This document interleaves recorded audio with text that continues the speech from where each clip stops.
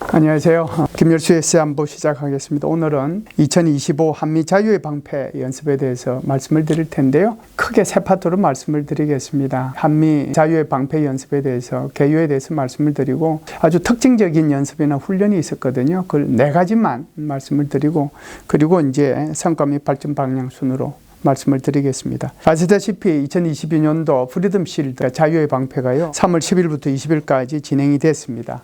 FTX 확대가 많이 됐고요. 또 북한군의 전략 전술 변화 등을 시나리오에 반영을 했고요. 거기에 따라서 연합 대응 능력을 향상시키는 데 목적을 두고 이번에 전반기 프리덤 실드 훈련이 진행이 됐습니다. 사실상 그 연합 FTX는 연합 시나리오와 연계해서 다 영역에 걸쳐서 작년에는 10건을 했는데요. 올해는 한미연합 야외 기동 훈련 FTX가 16건으로 더 많이 이번에 훈련이 진행이 됐다라고 말씀을 드리고요. 북한 핵위협에 대한 대응 절차도 숙달을 하고 또 통합 방위 태세 훈련도 작년에 비해서 많이 증가가 된 특징이 있습니다. 북한이 드론을 이용한 공격을 하고 GPS 교란이라든지 테러, 사이버 공격 등을 할 수 있을 텐데, 이런 다양한 전술적 변화 사항 등을 시나리오에 반영을 해서 연습 및 훈련을 했다. 그래서 한국군이 한 19,000명 정도가 참여를 했고요. 우리 유엔군 사령부 산하의 참전 국가들 있지 않습니까? 유엔사 회원국 요원들 한 100명이 이번에 정원이 돼가지고 훈련에 직접 참가를 했고요. 중립국 감독위원회는 정전협정 준수유부를 이렇게 관찰을 했다, 이렇게 볼 수가 있습니다. 크게 이제 특징적인 연습 및 훈련을 네 가지만 말씀을 드릴 텐데요. 먼저 미국의 전략자산 전개에 대해서 말씀을 드리겠습니다. 사실상 프리덤 실드 훈련이 하기 전에 2월 10일 날 미국의 핵 잠수함 알렉산드리아호가 부산 항해함은 입항한 적이 있고요. 그리고 2월 20일 날에는 B-1B 전략 폭격기가 우리 한반도에 전개돼서 한국 공군과 함께 한미 연합 훈련을 실시한 바가 있습니다. 그리고 이제 3월 초에 핵 항공모함이죠. 칼빈선 CVN-70라고 할 수 있는데요. 그 칼빈선호가 부산 작전기지에 입항을 해서 전반기 프리덤 실드 훈련 내내 거기에 정박을 하면서 한국과 연합훈련을 실시를 했습니다. 사실상 칼빈선함이라고 하는 것은 항공모함이요, 길이가 이제 한 333m 정도 되니까 축구장 길이 한 3배 정도 되죠. 거기 성조원들만 한 6-7천 명 정도 됩니다. 사실상 여기에는 F-35 C 추지기 착륙기예요. 그것을 비롯해서 거의 80-90대의 이 비행기들이 그 위에 탑재가 되는 거거든요. 거기에는 주의기 뿐만이 아니고 전자전기 이런 것들이 다 포함이 됩니다. 사실상 어떻게 보면은 떠다니는 군사기지라고 볼 수가 있습니다. 여기에는 이제 2개의 원자로가, 소형 원자로죠, 이게 장착이 돼서 한 번은 이제 새로운 원자로를 이렇게 바꾸면 그것 가지고 20년, 25년을 이제 연료 한 번도 교체 없이 이렇게 운항할 수 있는 그런 특징이 바로 이 핵 항공모함이라고 볼 수 있습니다. 사실상 우리가 칼빈선함을 이렇게 보면은 그냥 그 위에 있는 전투기들만 생각하기가 쉬운데요. 항모 강습단이라고 하는 것이 한번 움직이게 되면은 제일 앞에는 전략 잠수함이 가게 되고요. 그리고 이제 좌우측에는 순양함, 구축함 이런 것들이 가고, 바로 이제 그 뒤에는 군수지원함이 따라가고, 다시 제일 뒤에는 전략 핵잠수함이 따라가거든요. 우리는 그냥 항공모함 그러면 항공모함 위에 있는 것만 생각을 하지만 실제로 움직이는 그 전력은 어마어마하다. 그래서 어지간한 국가의 군사력보다 더 강한 것이 바로 이 항모 강습단이라고 볼 수 있고요.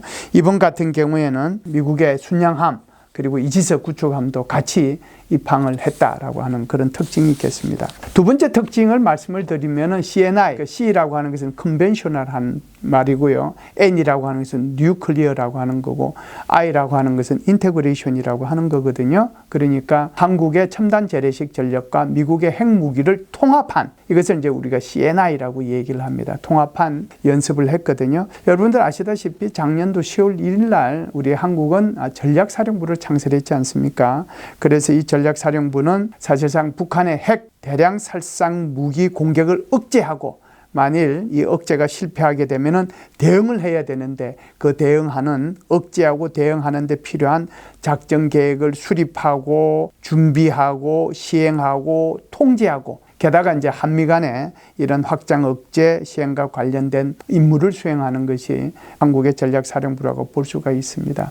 그래서 이 전략사령부 산하에는 사이버 사령부도 있고 한국 드론사령부, 그다음에 한국 육군의 미사일 전략사령부 등이 예하 부대로 편성이 되어 있고요. 필요하게 되면 이제 공군의 F-35 스텔스 전투기죠. 그리고 해군의 3,000톤급 잠수함, 이것을 작전 통제해서 소위 말하는 북한의 핵미사일 위협에 대응하는 삼축 체계를 거의 이 전략사령부가 담당을 해서 하는 거거든요. 여러분들 삼축 체계라는 게 뭡니까? 북한이 우리한테 미사일을 쏠 징후가 있으면 사전에 그것을 타격한다는 그런 의미에서 킬체인이 있고요. 만일에 이제 그렇게 해서 살아남아서 우리 한국으로 향하는 북한의 미사일 등을 공중에서 요격하는 KAMD라고 하는 것이 있고, 그리고 북한의 G부를 아예 제거하는 KMP라고 하는 대량 살상 체계라고 하는 이 삼축 체계를 구성하고 있는데, 그 삼축 체계를 보다 효율적으로 운용하기 위해서 전략사령부를 창설을 한 거거든요. 그런데 이 전략사령부의 카운터 파트너가 누구냐면은 미국의 전략사령부입니다. 미국의 전략사령부는 한국은 핵무기가 없이 그냥 전략사령부라고 표현을 했지만, 미국의 전략사령부는 미국이 가지고 있는 모든 핵무기를 다 통제하는 겁니다. ICBM, 그러니까 장거리 탄도미사일, SLBM이라고 하는 잠수함에서 발사하는 탄도미사일, 그리고 폭격기에서 발사하는 그 미사일, 여기는 다 핵무기가 탑재되어 있거든요. 이것을 이제 통제하는 것이 바로 미국의 전략사령부라고 볼 수 있는데, 이 한국의 전략사령부와 미국의 전략사령부가 이번에 같이 연습을 한 거거든요. 결국은 이제 북한의 핵무기를 우리 한국에 공격하는 것을 가정을 해서, 이렇게 가정을 하면 이제 우리가 대응을 해야 되잖아요. 그 대응을 할 때 미국은 핵무기로 제공을 해주는 거고, 한국은 첨단 재래식 무기를 가지고 여기에 대응하는 거거든요. 그래서 미국의 핵무기와 한국의 재래식 무기를 합쳐서 통합해서 이번에 연습을 한 건데, 그것이 바로 CNI 통합 연습이라고 볼 수가 있습니다. 이번에 처음 했기 때문에 사실상 성과를 분석하고 문제점을 보완하고, 그리고 이제 차후에는 다양한 시나리오를 개발하면 우리가 북한 핵 WMD를 억제하고 여기에 대응하는데 훨씬 더 효율적으로 할 수 있지 않겠는가 하는 그런 생각을 합니다. 세 번째 말씀드릴 수 있는 것은 새로운 전쟁 양상을 고려한 훈련을 했다, 이렇게 말씀을 드릴 수 있는데요. 이것은 뭐냐면 우리 한국의 특수전 부대가 북한의 핵과 관련된 또는 WMD와 관련된 그런 시설을 발견했다는 전술사항을 고려를 합니다. 그래서 이런 것들이 발견이 됐을 때 어떻게 조치할 것인가, 어떤 무기체계로 조치할 것인가에 초점을 맞춰가지고 이번에 훈련을 했거든요. 거기에는 우선 제일 먼저 등장하는 것이 바로 정찰 드론입니다. 정찰 드론이 그 시설에 대해서 위치, 규모, 그리고 경계병력, 이것들을 이제 정확하게 파악해가지고 이렇게 보고를 해주게 되면 여기에 이제 소총 드론이 등장을 해서 소총 드론이 거기 경계병들을 제거를 합니다. 그리고 나면은 사실상 이게 굉장히 북한으로 봐서는 중요한 시설이니까 여기에 철조망도 쳐져 있을 것이고, 그리고 지대지대도 이렇게 형성이 되어 있지 않겠습니까? 그러면은 이제 한국의 무인 정찰 차량이에요. 앞서 나가면서 전반적으로 정찰을 하고, 그리고 지뢰를 탐지하고 제거할 수 있는 로봇을 동원을 해서 지뢰를 제거하고 탐지를 합니다. 그리고 나면 이제 시설문 안으로 들어가게 될 텐데, 시설문 안에서는 어떤 위험 요소가 있을지 모르잖아요. 그렇기 때문에 사족 로봇이라고 하는 개처럼 생겨서 네 발로 이렇게 걸어다니는 로봇이 계속해서 실내로 들어가가지고 각 층별로 올라가면서 적들이 있는지 없는지를 계속해서 정찰을 해가지고 그것을 알려주고, 그리고 나서 이제 있게 되면은 바로 여기에 저격수와 보병들이 제압을 하는 그런 단계의 훈련을 했거든요. 그러므로서 그 WMD를 최종적으로 지키고 있는 인원도 확보하고 그 WMD까지 확보하는 훈련을 이번에 실시했다, 이렇게 볼 수가 있고요. 이때 이제 미군도 보시라고 하는 로봇을 투입을 했거든요. 이 책보시라고 하는 것은 정찰하는 임무도 수행을 하고 자폭하는 임무도 수행하는 그런 로봇입니다. 그래서 이번에 한미가 연합해서 북한의 WMD 시설이 발견됐다는 것을 가정을 해가지고 한미가 연합으로 이를 제거하는 그런 훈련을 했다라고 볼 수가 있습니다. 마지막으로 이제 하나 말씀드릴 수 있는 것은 바로 국방 생성형 AI를 활용한 훈련을 했다 이렇게 볼 수가 있는데요. 사실상 우리가 국방 생성을 하려고 하면은 대부분 이제 국방이 중요한 것들은 비밀로 분류가 돼 있잖아요. 그런데 비밀이 분류 안 된 것을 계속해서 딥러닝을 통해 가지고 일반 평문 데이터를 계속해서 학습을 시켰거든요. 그것을 우리는 국방 AI Generative Defense AI 이걸 지다이라고 이렇게 읽기도 하고 게다이라고 이렇게 읽기도 하는데 그냥 편의상 지다이라고 이렇게 읽도록 하겠습니다. 이것을 시범적으로 도입을 했거든요. 그래서 이 지다이라고 하는 것이 사실은 여러 가지 군사 용어들 있지 않습니까? 그 군사 용어, 국방에 비밀이 되지 않는 내부 규정 그런 데이터를 학습해 가지고 국방 업무를 이제 지원하는 건데 여기에서 이제 가장 많이 지금까지 이제 발전이 돼 왔던 것이 바로 국방 GPT라고 하는 거, 그리고 동원 GPT, 그리고 이제 세 번째가 바로 해병대 교류교범 GPT 이런 서비스 모델들을 이제 활용을 하고 있어요. 그런데 이번에 실제적으로 훈련에 이제 어떤 것이 동원이 됐냐면은 바로 동원 GPT입니다. 그 동원 GPT라고 하는 것은 동원이 이제 인적 동원도 있고 물적 동원도 있고 그렇지 않습니까? 그래서 예비 전력과 관련된 수많은 법령과 지침들이 있는데 여기 동원과 관련돼서는 단순히 예비역들만 동원되는 게 아니잖아요.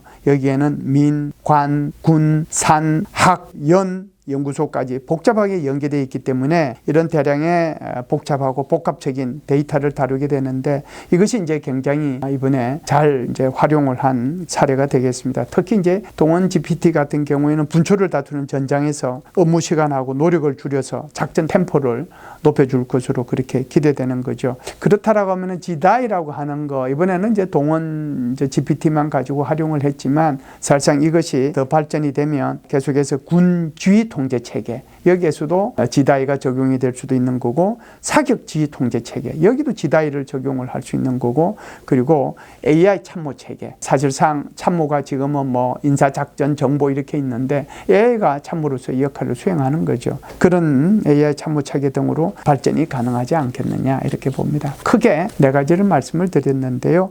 이번 2025년도 전반기 프리덤 쉴드 연습 및 훈련의 성과 및 발전 방향을 잠시만 말씀을 드리겠습니다. 사실상 트럼프 2기 행정부 이후에 연합연습이 제대로 될까라고 많은 분들이 아마 걱정을 하셨을 겁니다. 왜 그러냐면 트럼프 대통령이 제1기 때 이미 이제 이런 연합연습이나 훈련에 대해서 이것이 비싼 게 아니냐, 값이 많이 드는데 꼭 훈련해야 되느냐 이런 이제 부정적인 얘기를 몇 번에 걸쳐서 했잖아요. 그런 것 때문에 이번에도 이제 이 훈련이 이루어질 것인가 걱정을 했는데 변함없이 미국의 한미동맹에 대한 한국 방위에 대한 확실하다라고 하는 것을 이번 한미 연합연습을 통해 가지고 확실히 보여주었다 이렇게 생각이 듭니다. 두 번째는 이제 전쟁 시나리오와 연계해서 많은 야외 기동 훈련이 진행이 됐다라고 하는 것도 우리가 큰 성과로 볼 수가 있고요. 제가 좀 전에 말씀드렸던 이번에 아주 특징적인 연습 및 훈련 그게 이제 CNI 연습도 있고 WMD 발견 사항을 고려해서 각종 무인기하고 로봇이 다 동원한 그런 훈련도 있고 또 지다이를 활용한 그런 훈련도 실전에서 한번 해봤다라고 하는 것이 큰 성과라고 봅니다. 또 이제 이런 성과를 바탕으로 해서 조금 발전시켜야 될 분야도 있는데요. 사실상 북한의 무인기에 대응할 수 있는 야외 훈련도 좀 증가할 필요가 있지 않느냐. 그래서 아시다시피 이제 이 북한이 러시아의 파병에 대해서 처음에는 많은 고전을 했지만 이제는 드론을 어떻게 피해야 될지 또 재민건을 통해 가지고 드론을 어떻게 떨어뜨려야 되는지 이런 것들을 많이 이제 학습을 한 것 같습니다. 그렇기 때문에 앞으로 북한은 엄청난 드론을 이용을 해서 한국에서 비상사태가 발생했을 때 이런 드론들을 벌떼처럼 운용할 수가 있기 때문에 여기에 대한 야외 훈련을 좀 증가해야 될 필요가 있지 않는가라고 봅니다. 사실상 멀티 도메인 오퍼레이션이라고 하는 것은 어제 오늘의 일이 아니죠. 지상군, 해상, 공중, 사이버, 우주까지 포함한 다영역에서의 작전이 이제는 군 내에서의 다영역 작전이 이제는 국가 전체의 통합으로 바뀌고 있거든요. 여기서 이제 외교라든지 통일이라든지 산업이라든지 이런 분야까지 이제 국가 역량까지 통합되는 전 영역 작전으로 이렇게 바뀌고 있습니다. 그래서 올 도메인 오퍼레이션으로 바뀌고 있는데 여기에 한국의 행정부들도 좀 적극적으로 참여할 필요가 있지 않겠는가 이렇게 생각을 합니다. 마지막으로 우리 한미 간의 관계가 포괄적 전략적 동맹으로 더 진화가 될 수 있도록 한미 연합 연습 및 훈련을 더욱 철저히 하는 것이 한미 동맹의 간에 더 포괄적이고 전략적인 동맹으로 발전하고 진화하는 데 큰 도움이 되지 않겠는가 이런 생각을 합니다. 이상으로 오늘의 김일수의 시사한보를 마치도록 하겠습니다. 감사합니다.